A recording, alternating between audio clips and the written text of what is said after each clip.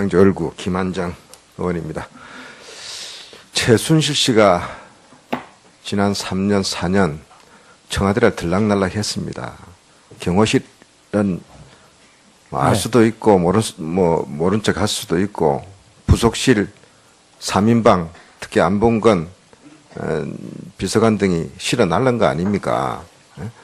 그런데 경호 규칙을 이야기하고 완벽한 보안을 했고 이렇게 이야기를 하니까 이야기가 안 되는 겁니다. 그래서 말할 수 없다. 그리고 아니다. 그것만 분명하게 해 나가면 됩니다. 앞으로 또 우리 국조 오늘 끝나는 거 아닙니다. 청문회 또 할 거고 또 특검도 있습니다. 여러분들은 대한민국에 충성하는 경호실 직원이지 또 비서실 직원이지 최순실에 충성하는 그런 직원이 아니지 않습니까? 지금 국정농단을 이야기하고 있는 것입니다. 그리고 의무실장 아까 어디 갔어요? 그 말씀 맞아요. 관저에서 대통령이 바깥에서 의료진 데리고 와가지고 안방에서든 아니면 파우더룸이서든 또 다른 방에서 진료를 하면 의무실장을 알 수 없어요. 또 그 말로 책임이 면탈되는 건 아닙니다. 왜냐? 청와대의 공식 의료 시스템이 붕괴됐기 때문에 그렇습니다. 의무실장은 대통령의 건강에 대해서 무한 책임을 지는 직위에 있는 사람입니다. 밖에서 자문이 또 김영재 이런 사람들이 최순실 손잡고 들어와가지고 진료행위를 했다는 사실이 앞으로 밝혀질 겁니다. 또 이미 보도가 나와 있습니다. 또 진술도 나와 있습니다. 어떻게 책임지려고 그런 이야기를 하십니까? 그래서 이 부분에서는 모르겠습니다. 모범 답안 좋습니다. 공직자로서 그런 자세를 보이는 건 저는 탓하지고 싶지는 않은데 이 사실, 이 국정농단 때문에 대한민국이 엉망진창이 되어 있고 온 국민들이 이렇게 괴로워하고 있다는 사실을 보다 엄중히 인식하시고 앞으로 답변해 주시기 바랍니다. 예. 비서실장님, 이 문제가 이렇습니다. 7시간 동안 대통령이 지시를 했고 전화보고를 했다고 하는데 정상적이라면요. 그날 텔레비전이 중계가 됐습니다. 그럼 대통령이 집무실로 내려와야죠. 수석회의를 소집을 하거나 관계 비서관을 보고지만 불러야 되는 거 아닙니까? 한강욱 실장님께서는 김대중 대통령을 비서실장으로 모셨지 않습니까? 김대중 대통령 9.11 테러 사건 났을 때 밤 11시였습니다. 어떻게 하셨습니까? 잠자리에 들다 말고 비서관들 불렀지 않습니까? 내일 아침에 바로 NSC 소집해라. 국무회의도 비상국무회의 소집해라. 정군, 경찰, 경계령 내려라. 지시를 했지 않습니까? 또 지시를 하도록 보좌를 해야 되는 거 아닙니까? 청와대에서. 지난번에 안보실장 뭐라고 그랬습니까? 김장수 안보실장. 청와대는 컨트롤 타워가 아니다고 이야기했습니다. 이런 후안무치한 발언이 어디 있습니까? 대통령령에 안보실이 재난 대비하게 돼 있습니다. 그럼 결국 다 대통령한테 떠맡기고 대통령은 그날 국민들 앞에 또 비서관들 앞에 못 나올 수 있는 어떻게 보면 그런 말 못할 사정이 있을 수도 있습니다. 김기춘 실장이 그랬지 않습니까? 자기도 사실상 어디 있는지 몰랐고 다시 말해서 대면 보고를 할 상황이 아니었고 그 다음에 여성 대통령으로서 말 못할 사정이 있을 거 아니냐? 사정이 있을 수 있습니다. 그러면 누가 이런 비상시국에 테이크오버 해야 될 거 아닙니까? 이 상황을 청와대에서 장악하고 지휘할 사람들이 있었어야 될 거 아닙니까? 허둥지둥하고 오보나 전달하고 대통령은 대통령대로 사라져버리고 오후 5시나 현장 방문해서 엉뚱한 이야기를 하고 이런 대한민국을 보고 우리 국민들의 마음이 무너진 거 아닙니까? 한권 시장님 다시 한번 질문하겠습니다. 만일 이런 세월호 같은 이런 재난 비상사태가 다시 났을 때 비서실장으로서 전화보고 하겠습니까? 문서로 보내놓고 기다리겠습니까? 어떻게 하시겠습니까? 참 상식적인 질문 같기도 하고 제가 볼 적에는 대단히 중요한 의미가 있다고 생각하는데 중요한 의미, 이런 데는 대면 보고를 해야죠. 대면 보고. 그죠? 예. 깨워서라도 달려가서라도 대통령이 큰일 났습니다. 이건 이렇게 대처했습니다. 하는 게 청와대가 할 일 아닙니까? 그게 안 돼 있습니다. 대통령도 대답을 안 하고 지난 2년 동안 청와대에서도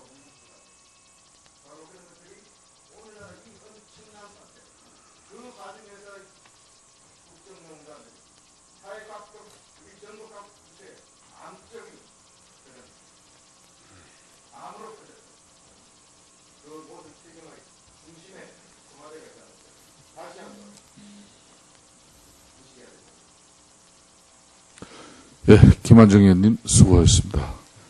다음은 새누리당 이종구 의원님 질의하십시오. 예, 이준식 교육부 장관께 예. 드리겠습니다. 지금 그 정유라의 그 이화여대 체육과학부 입학 및 학사 관리에 관련해가지고 감사를 하셨잖아요. 예, 그렇습니다. 근데 이제 감사 이 보고서를 보면은 교원들이 부정 입학 등을 저지른 동기가 무엇인가 그것에 대해서 좀 클리어하게 예. 답변이 안 나와 있는 것 같아요. 저희가, 말씀해 그 부분에 주시죠. 대해서 전 총장에 대해서 조사를 상당 부분 했습니다만은 그 의혹이 되는 내용에 대해서 일관되게 계속적으로 부인을 하고 그 다음에 밑에 그 입학처장들하고는 이게 진술이 엇갈리는 부분이 있어서 사실 행정감사로서의 어떤 한계 때문에 밝혀내지를 못했습니다. 그래서 그 부분은 검찰에 수사를 의뢰한 상황입니다.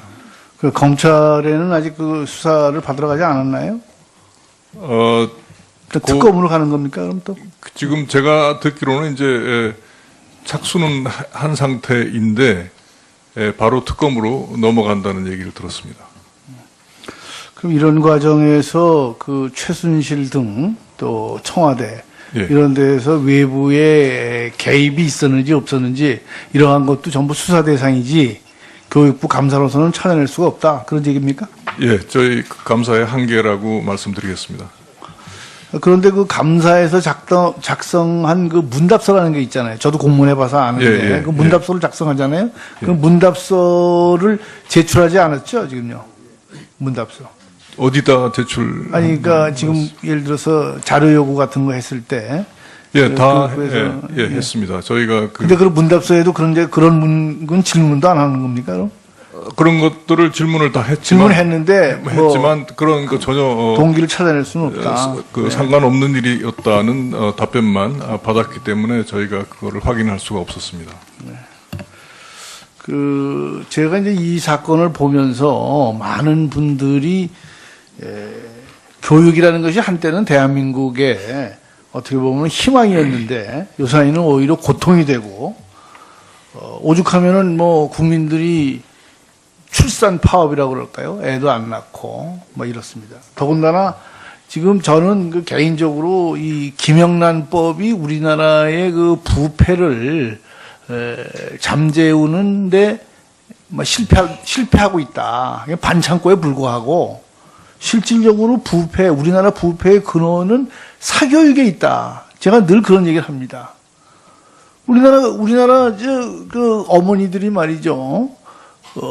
영어도 가르치고 수영도 가르치고 뭐 태권도도 가르치고 이렇게 해야 되니까 어머니들이 남편을 닭다리를 하는 거예요. 돈 가져오라고. 그러니 부패가 근절될 수가 없어요. 남편들이 나가서 박봉에 쥐꼬리 만한 봉급에 어떻게 그걸 감당을 하냐 이거예요. 그 부패의 근원이 사교육에 있다. 지금 차제에 이번 사건을 계기로 교육부가 정말 대어각성해서 뭔가 한국 교육의 미래를 위해서 무슨 개혁 안을 내놔야 돼요, 이번에. 예, 그래서 교육 현장이 이제 뭐 서서히 뭐 변화하는 조짐은 저희가 감지를 하고 있습니다. 그래서 지금 현재까지의 우리 교육이 대학 입시 위주 문제풀이에서 정답을 찾는 교육으로만 진행이 되어 왔기 때문에 사교육이 문제가 됐습니다만은 앞으로는 이제 4차 산업혁명 시대를 맞이해서 학생들이 그러한 그 단순한 지식 습득보다는 창의성 그다음에 이제 그 인문학적인 어떤 그런 통찰력을 길러줌으로 인해서 각자의 자기가 가지고 있는 잠재력을 끄집어낼 수 있는 그런 교육이 이루어질 수 있도록 노력을 하고 있습니다. 그래서 지금 요번에 그 돈도 실력이야. 니네 부모를 원망해. 이 말이 모든 우리 중고등학생들까지 지금 촛불을 드는 거 아닙니까? 그러니까 이거에 대해서 그 장관께서 정말 중심을 잡고 해결해야 된다. 근데 그 해결의 방법은 역시 교육의 불평등, 격차 해소 그렇습니다. 이런 것에 도와야 됩니다. 예, 예. 네. 그러한 부분에 대해서 좀 물론 저 예결에서도 여러 번 답변하시고 그러셨는데 예. 하여튼 뭔가 마스터 플랜을 만들어 가지고 국민들에게 확실하게 제시를 하세요. 차제. 네, 알겠습니다. 그래서 학부모님들의 의식 구조의 변화도 또 굉장히 중요한 부분이라고 생각을 하고 있습니다. 예, 이종구 의원님 수고하셨습니다. 다음은 추가 질의 마지막 의원입니다. 국민의당 이용주 의원님 질의하십시오. 예, 국민의당 이용주 의원입니다. 예, 비서실장님 묻겠습니다. 저는 이 국조를 통해서 청와대가 대통령이 실패한 게 아니라 그를 보좌하고 했던 청와대 보좌진의 철저한 실패가 뒷받침되고 있었다. 이렇게 생각을 합니다. 이번 국조 임함에서도 청와대에서는 아무런 자료 제출하지 않고 있습니다. 협조하지 않고 있어요. 진실을 감추고 있는 겁니다. 그 근원에는 전 비서실장인 김기춘 비서실장이 영향을 미쳤다고 봅니다. 자, 자료화면 보시죠. 자, 김기춘 비서실장 관련한 김영한 전 민정수석의 비망록 전체입니다. 이걸 보니까 참 기가 막힌 일이에요. 어떻게 이렇게 일을 했을까? 주의한 부분을 볼게요. 7월 18일자 보면 일이 돼 있어요. 이렇게 비서실장이 말을 합니다. 4월 16일자 대통령의 동선 위치 알지도 알려고도 하지 않는다. 자료 제출 불가 박혀 있어요. 뭔 말입니까? 비서실장이 청와대 이 4월 16일자 관련해서 어떠한 자료도 제출할 수 없다라고 비서실장이 지시를 하고 있는 겁니다. 그 이후로 비서실, 경호실, 안보실 이 자료를 꽁꽁 숨기고 있는 거예요. 혹시 모르겠어요. 또 혹시 지워버릴 수도 있었다고 생각을 합니다. 그 당시에 CCTV 내라고 하는데 안 내고 있는 게, 못 내고 있는 게 혹시 자료를 삭제해서 그러지 않을까 우려까지 들고 있는 거예요. 이러한 전임 비서실장의 행동이 옳다고 생각하십니까? 공직자로서 한번 대답해 보세요. 현재 비서실장도 그렇게 하고 있습니까? 제가 볼 때는 그분이 하고 있는지 안 하고 있는지 우선 그게 이제 의문스럽고요. 그렇게 했을까요? 자, 그런 보도 내용 못 보셨어요? 김영한 전 민정수석이 거짓말 써놨겠습니까? 자, 다른 자료 봅시다. 다음 자료 봅시다. 어떠한 일을 했냐? 9월 23일자에 보면 이런 말 나와요. VIP 7시간 관련 주름 수술서 사이버 수사팀에서 나오고 있다. 이걸 논의하고 있어요. 이미. 자, 그 다음 장 봅시다. 10월 27일자 이렇게 돼 있어요. 세월호 인양, 시신 인양 안 된다. 정부 책임, 부담이다. 세월호는 인양을 하되 시신 인양은 절대 불가하다. 이런 입장을 청와대에서 논의를 하고 있는 겁니다. 비서실장이. 어떻게 생각하세요? 정말로 이거 김영하 전 민정수석이 소설로 써놨다고 봅니까? 업무일지에? 청와대에 이런 사람들이 앉아 있으니까 이정혁이 이런 거, 이정혁이. 대통령이 탄핵되기에 이런 겁니다. 야당 책임 아니에요. 여러분들이 잘못한 거예요, 여러분들이. 국민의 뜻을 받들지 못한 청와대가 잘못한 겁니다. 그 다음 장 봅시다. 7월 1일에 이런 것도 있어요. 자, 언론 환경이 악화되고 있다. 거의 왜곡 보도하고 있다. 제 밑에 보세요. 종편. 상향 불이익을 줘야 된다. 종편에 대해서 불이익을 줘가면서까지 진실을 은폐하고자 하는 게 청와대 비서실장이 지시한 업무 지시 내용인 거예요.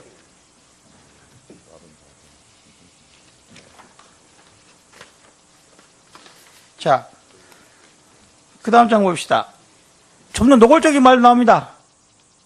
시사저널, 일요신문 끝까지 밝혀내야 피할 수 없다는 본때를 선제적으로 보이라. 이런 말까지 하고 있습니다. 청와대가 언론을 상대로 본때를 보이겠다는 겁니다. 뭘 숨기고자 하는 겁니까? 이렇게 하고 있기 때문에 세월의 7시간 진실이 감춰지고 밝혀지지 못하고 있는 거예요. 자, 이영석 차장님 묻겠습니다. 네. 관저 관련된 CCTV들이 있지 않습니까? 네, 있습니다. 자, 4월 16일자 CCTV 지금까지는 보존 기간이 지나서 보존은 되어 있지 않습니다, 의원님.